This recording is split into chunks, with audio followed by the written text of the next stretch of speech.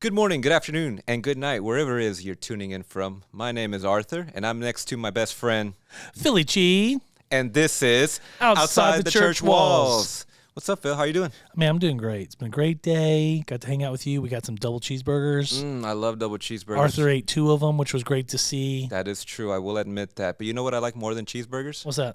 Chipotle. Ooh, Chipotle is my life. Remember that Vine? Bring back Vine. Yeah. Vine. Shout out Vine. What a throwback. Dang, you took me back. Yeah, but I do love it. What do you love about Chipotle?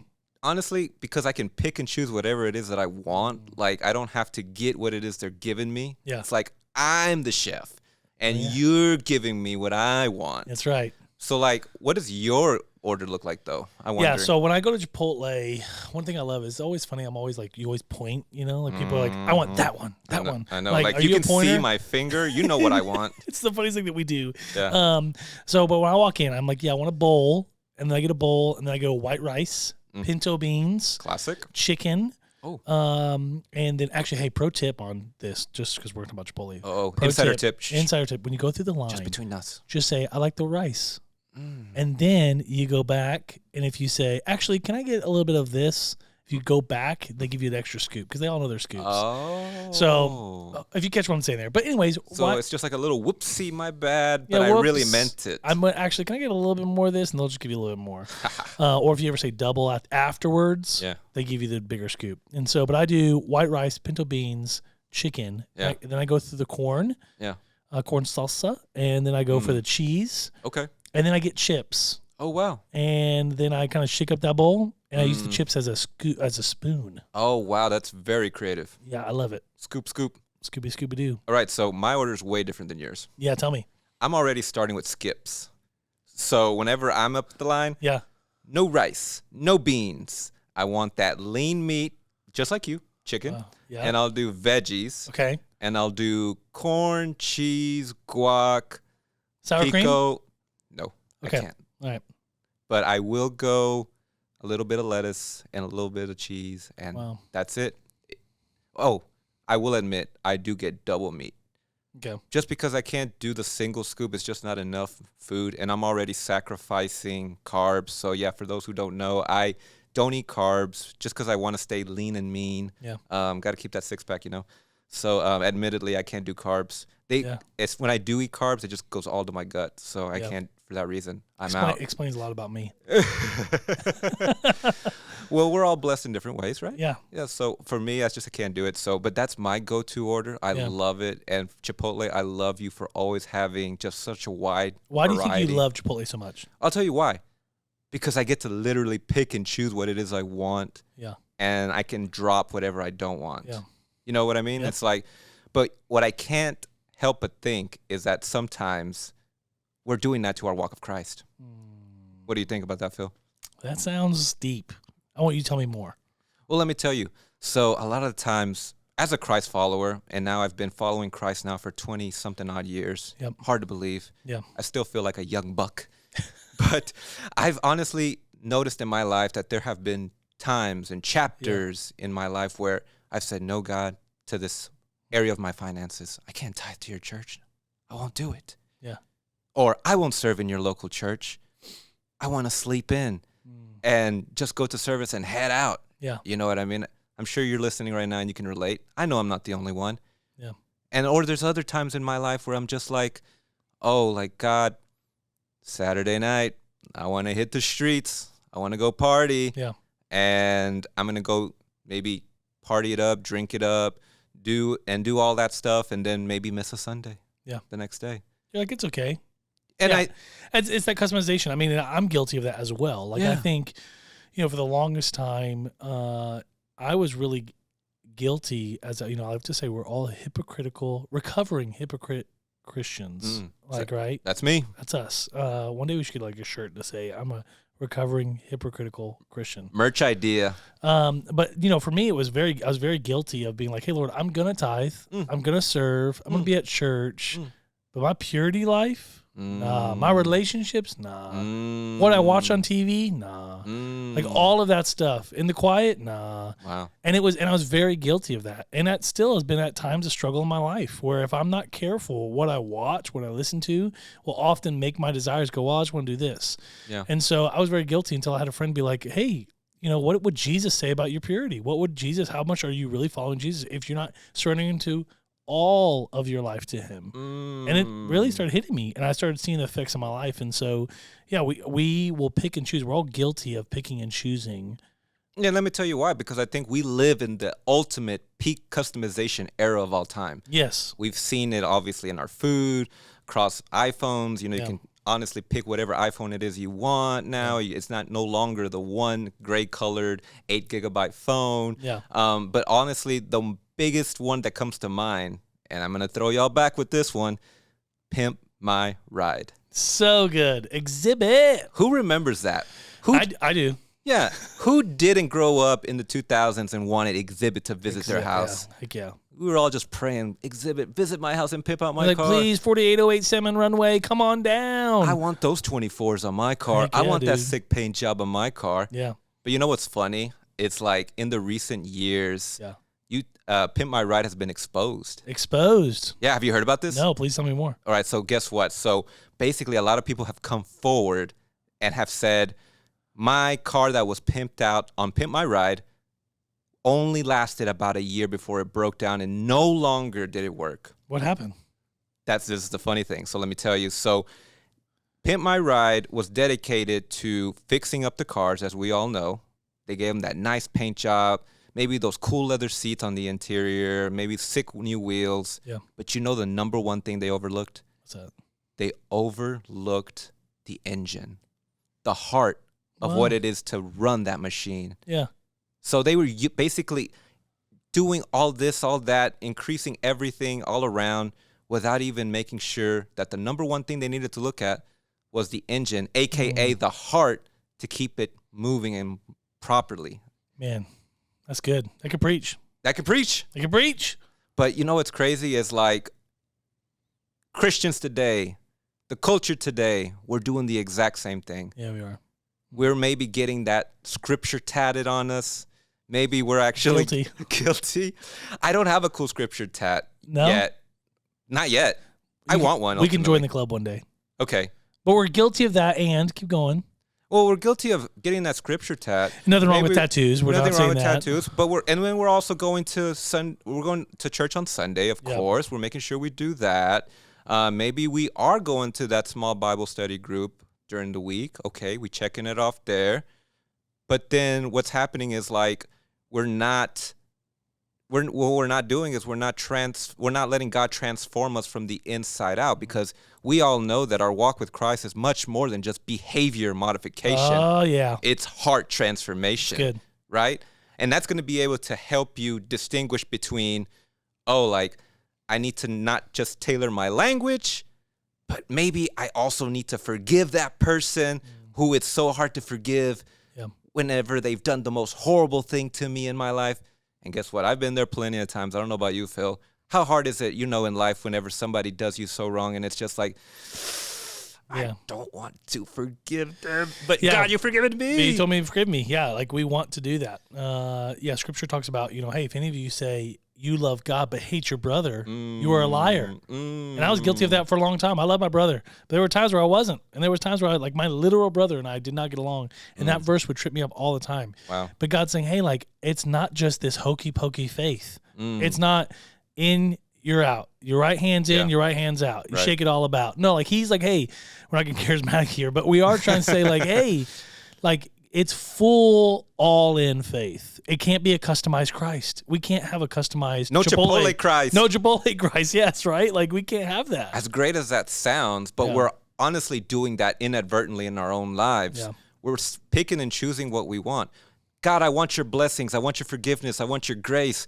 I want your anointedness. I want your promises and plans for me. Yeah. But God, I can't let you in my dating life because there's this girl that I really like, but she doesn't follow you.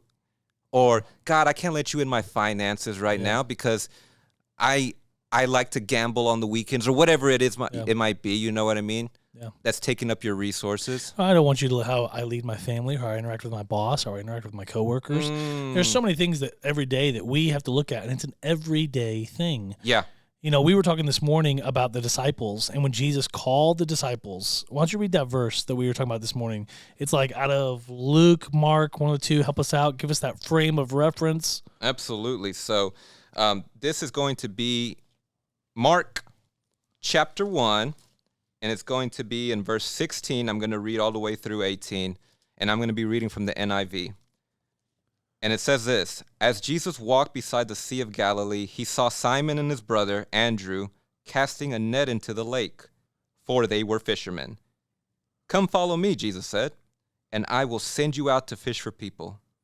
At once they left their nets and followed him. Wow, how amazing. You know, Phil, when I was reading these verses, the number one thing that stood out to me was that the text says, he saw Simon and his brother Andrew casting a net into the lake, for they were fishermen.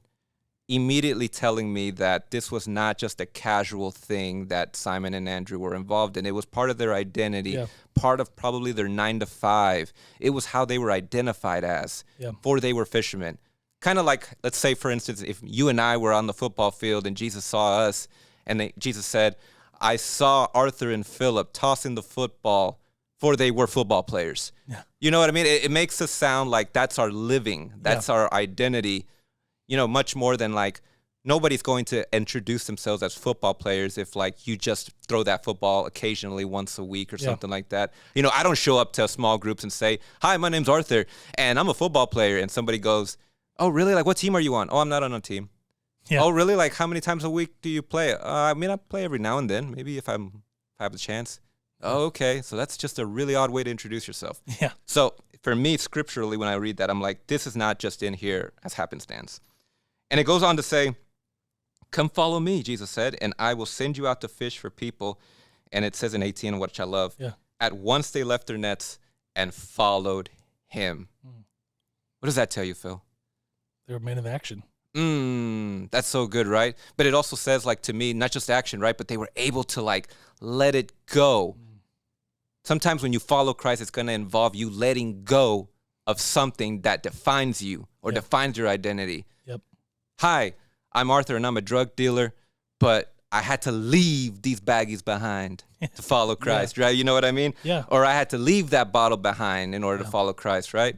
Or maybe I had to leave just crazily using up my time and resources on a Saturday night, you know, binging Netflix episodes, whatever it may be, that just is taking up and occupying my time in order to fully follow Jesus Christ in obedience. Yeah, like when I hear that, and to make it practical for people in my own life and what I had to do in my own life, I had to leave certain friends behind. Oof.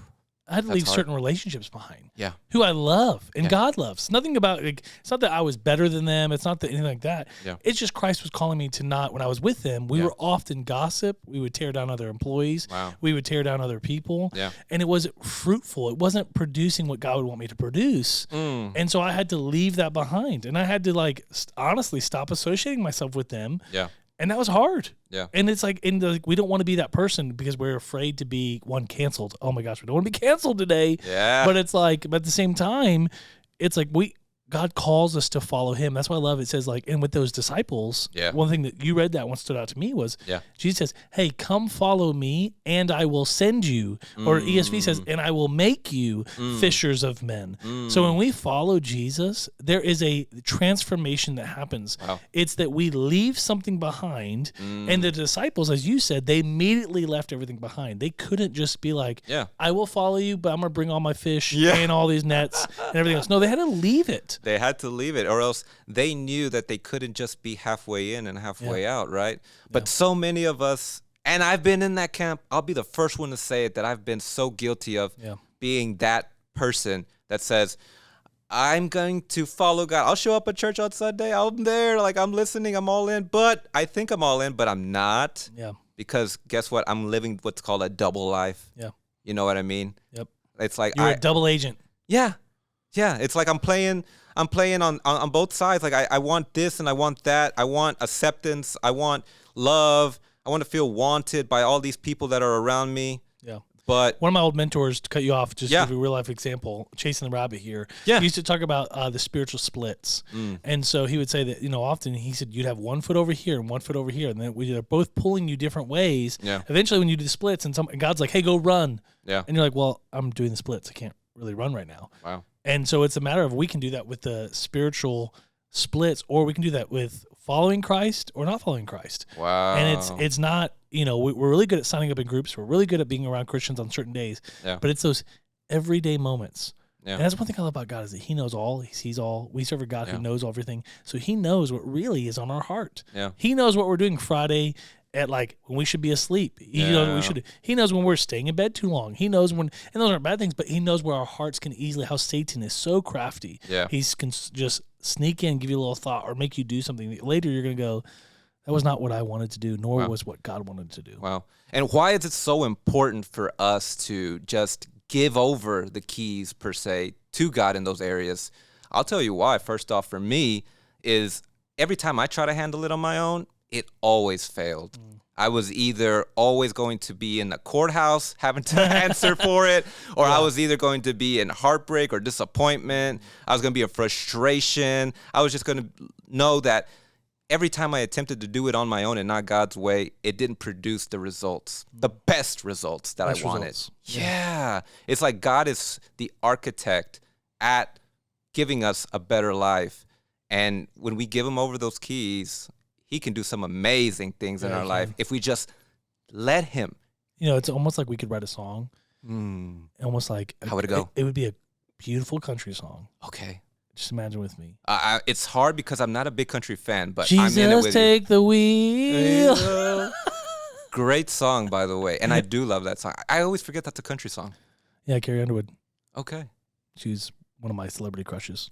But I didn't know she sung that song, interestingly enough. Really, yeah, Jesus take the wheel. So, but it's what you were saying was that we want Jesus to take the wheel. Yeah.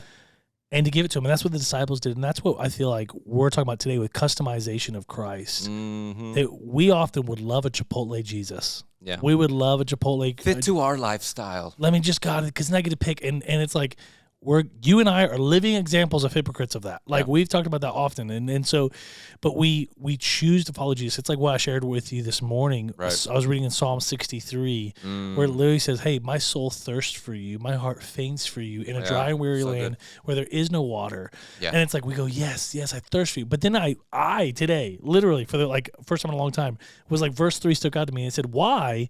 And it was because your steadfast love is better than life. Wow. So God's never-ending, enduring love is better than life. And that's why we follow him. It's because he is not the quick fix. Yeah. Jesus is not plan B. Yeah. Jesus is not this second option. Yeah. No, it is the fact that Jesus is who he says he is, and he's done what he says he does, and he loves us and sees us.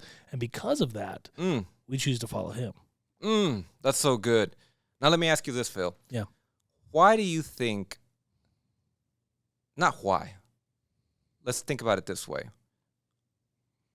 If somebody is struggling right now to allow Jesus to transform a certain area of their life, how can they go about giving Jesus the keys over to that part of their life?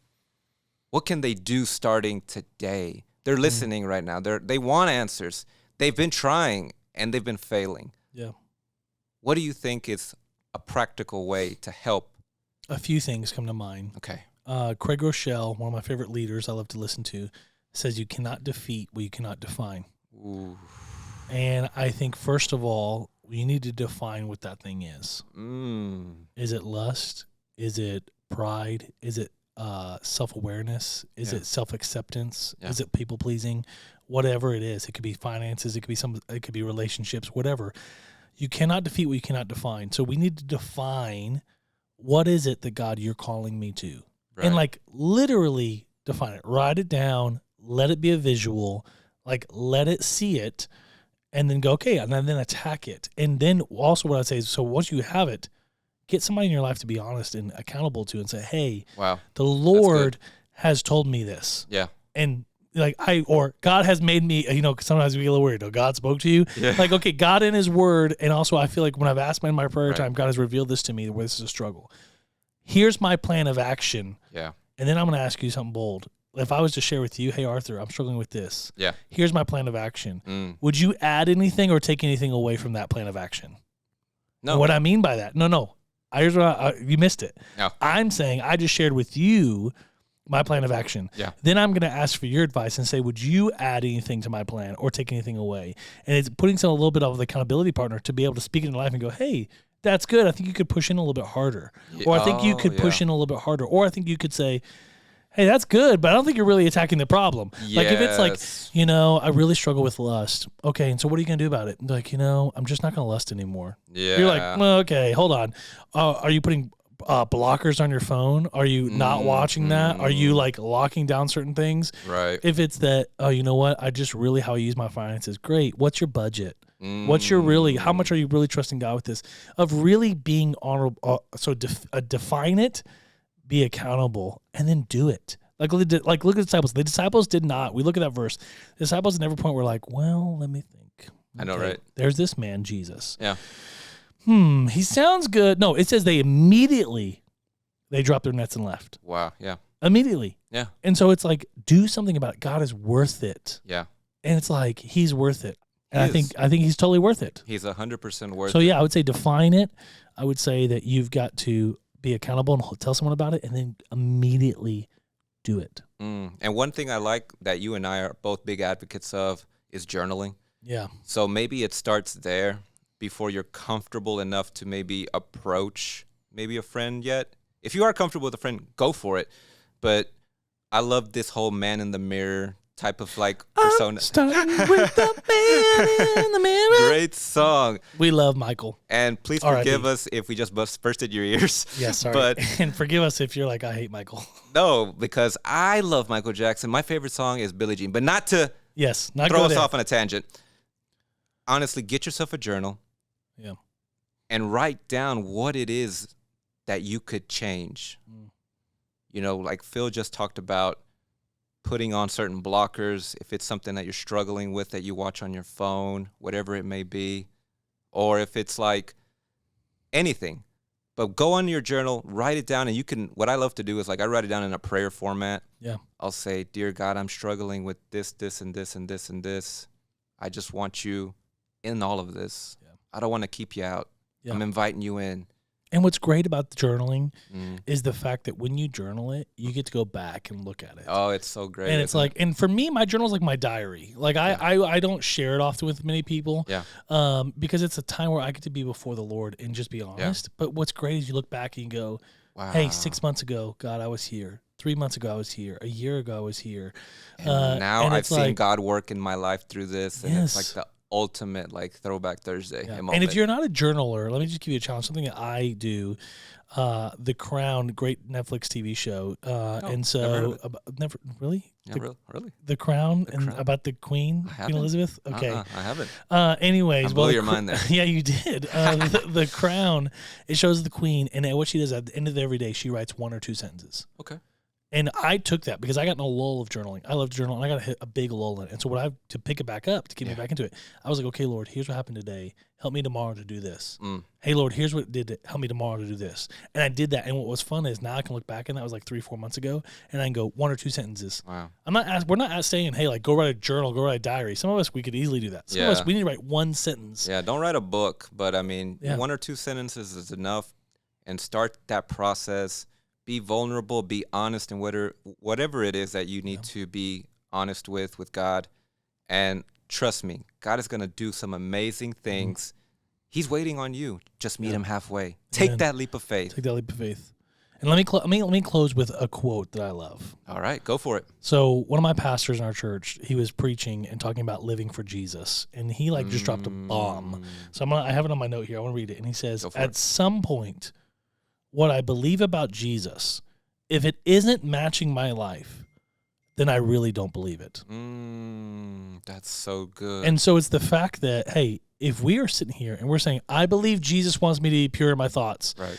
I believe Jesus wants me to lead my family. I believe Jesus wants me to love my coworkers. I believe Jesus wants me to witness to my people, to our neighbors. I believe Jesus wants me fill in the blank. If you believe that, but it does not match up to our lives, then you really don't believe it. Wow. And so I would say, and I've been convicted of that, and I think that's what summarized here. We can't have that Chipotle Jesus. It's not pick and choose. It's not hokey pokey. It's full all in. Wow. What a great way to end the podcast. Thank you, Phil. That's so good. Yeah. Please, if you haven't already, go ahead and subscribe, like, join, follow us on all our socials. We are Outside Church Walls. If you have a question, send it to us. Email it to outsidechurchwalls@gmail.com. Thank you so much for joining today. We can't wait to see you next time, where we're going to dive into a new topic called intimacy. Bum, bum, bum. Uh-oh, you're not going to want to miss this. See y'all next time. Bye.